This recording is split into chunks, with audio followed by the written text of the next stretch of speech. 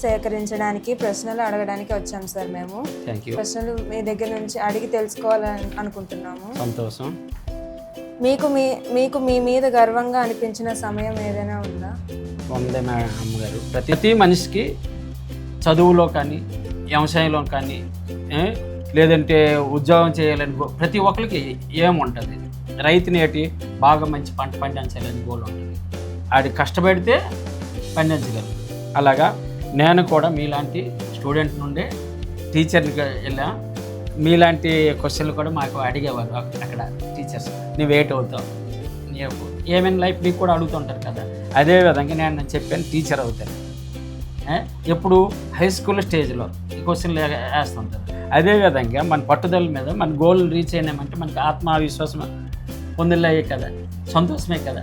Okay, ఆత్మవిశ్వాసం. మీరు టీచర్గా ఉండేటప్పుడు ఎలాంటి సందర్భాల్లో గర్వపడేవారు?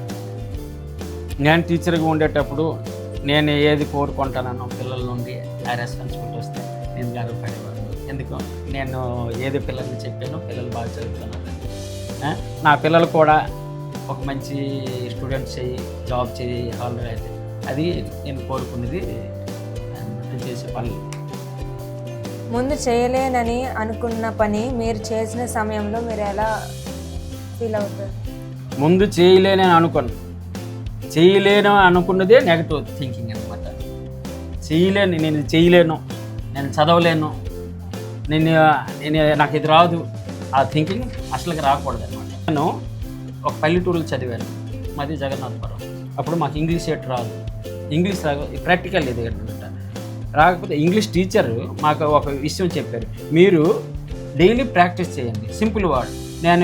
నేను వెళ్తాను, అయ్యగో సింపుల్ వర్డే కదా. అలాగా మన సొంతంగా మనం క్రియేటివ్ చేసుకొని కొన్ని వాక్యాలు తెలుగులో అనుకుంటా ఇంగ్లీష్ రాస్తుంటా. అలాగా అదేంటి ప్రాక్టీస్ అనమాట. అదేవిధంగా మ్యాథమెటిక్స్ కూడా ప్రాక్టీస్ చేసినందువలన మనం మన గోల్ని రీచ్ అవ్వగలం అనమాట. మీకు మీ జీవితంలో ముఖ్యమైన స్నేహితులు ఎవరైనా ఉన్నారా? చాలా మంచి ఫ్రెండ్స్ ఉన్నారు. వాళ్ళ వల్ల కూడా నేను చాలా మేలు పొందాను.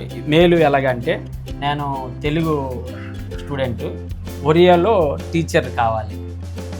తెలుగు స్టూడెంట్ ఒరియాలో టీచర్ కావాలంటే ఎంత అక్కడ హార్డ్ వర్క్ చూడండి.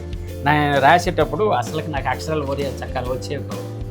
రాకపోతే నా ఫ్రెండ్, థిక్కెస్ట్ ఫ్రెండ్ అన్నని అతను చూసేవాడు, చాలా బాగున్నాయి. నాకు తెలిసి నాకు బాగలేవని, కానీ అతనేమో నాకు ప్రోత్సాహం అనమాట. చాలా బాగుంది, మళ్ళీ ప్రాక్టీస్ అయిపోతుంది. అతను నాకు ప్రోత్సహించాడు అనమాట. తెలుగు స్టూడెంట్ ఒరియా టీచర్గా స్నేహితుల వల్ల ఈరోజు టీచర్ అయినామంటే ఆ స్నేహితుడు సాయం కూడా ఎక్కువ ఉంది నాకు. ఓకే, మళ్ళీ మీరు మీ స్నేహితులతో కలిసి చేసిన ఏమైనా చిలిపి పనులు ఏమైనా మాతో షేర్ చేసుకోండి. చిన్న చిలిపి పనులు లేకపోతే మన స్టూడెంట్ అనుకోం కదా.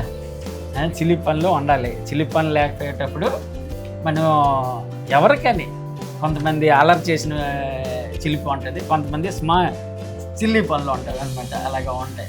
చిన్నటి ఎప్పుడు చిలిపి పనులు లేకపోతే స్టూడెంట్ లైఫ్ బాగుంటుంది. అందులో ఏదైనా ఒక సంఘటన మాతో షేర్ చేసుకోండి.